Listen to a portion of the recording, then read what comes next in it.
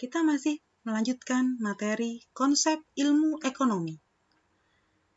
Nah, kali ini kita membahas mengenai materi kebutuhan, alat pemuas kebutuhan, dan kelangkaan. Kalian tentu tahu dong arti kebutuhan, arti keinginan. Nah, dua hal ini jelas berbeda. Kebutuhan adalah segala sesuatu yang harus dipenuhi oleh manusia untuk kelangsungan hidupnya. Sedangkan keinginan adalah segala sesuatu yang tidak harus dipenuhi karena tidak mempengaruhi kelangsungan hidup manusia. Kita bahas macam-macam kebutuhan manusia. Kalian bisa melihat ada 4 jenis pengelompokan kebutuhan. Dilihat dari intensitasnya, dilihat dari waktunya, dari sifatnya, dan dari subjeknya. Materi ini pernah kalian dapatkan waktu di SMP. Berikut adalah faktor-faktor yang mempengaruhi munculnya kebutuhan manusia. Yang pertama adalah adat istiadat. Setiap masyarakat memiliki adat istiadat yang berbeda, otomatis kebutuhannya pun akan berbeda-beda. Yang kedua adalah pendidikan. Dari mulai TK, SD, SMP, SMA, kebutuhan akan barang dan jasa untuk memenuhi pendidikan jelas berbeda. Yang ketiga adalah pendapatan. Pendapatan adalah sejumlah uang yang diperoleh oleh manusia karena mereka bekerja.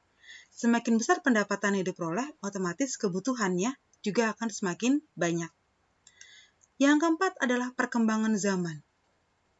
Berkembangnya zaman, berkembangnya masa, otomatis kebutuhan juga akan semakin bertambah banyak. Yang kelima adalah kondisi alam.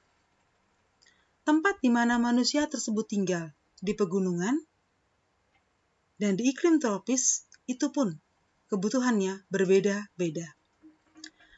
Berikut adalah alat pemuas kebutuhan. Barang dan jasa yang digunakan untuk memenuhi kebutuhan.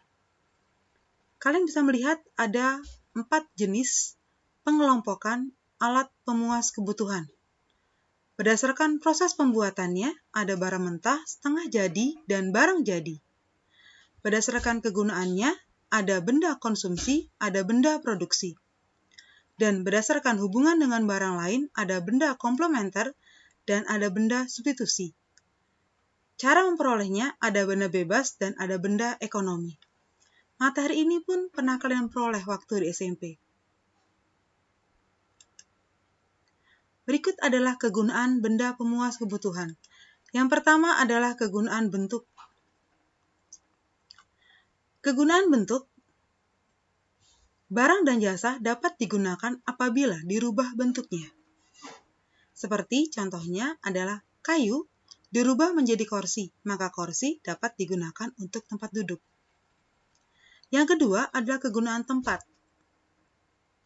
Barang dan jasa dapat digunakan apabila dipindahkan tempatnya atau sesuai pada tempatnya. Buku di perpustakaan itu akan lebih tepat bagi siswa di sekolah, maka sangat berguna. Kegunaan waktu. Barang dan jasa dapat digunakan sesuai dengan waktunya, seperti payung. Payung digunakan pada saat hujan. Kegunaan kepemilikan adalah barang dan jasa dapat digunakan apabila barang dan jasa tersebut telah dimiliki. Contohnya seperti pena, kalau di toko, kita harus membeli barang pena tersebut di toko, baru kita bisa menggunakan pena tersebut untuk menulis. Pertanyaannya adalah, siapa yang tidak punya masalah dalam hidup? Kalian juga punya kan? Masalah itu muncul dari manusia tidak pernah ada kata puas. Puas dalam hal arti adalah kebutuhan yang tidak terbatas tetapi alat pemuas kebutuhannya terbatas. Maka di sini manusia harus melakukan suatu pilihan. Pilihan kenapa? Karena kebutuhannya sangat banyak tetapi alat pemuas kebutuhannya terbatas.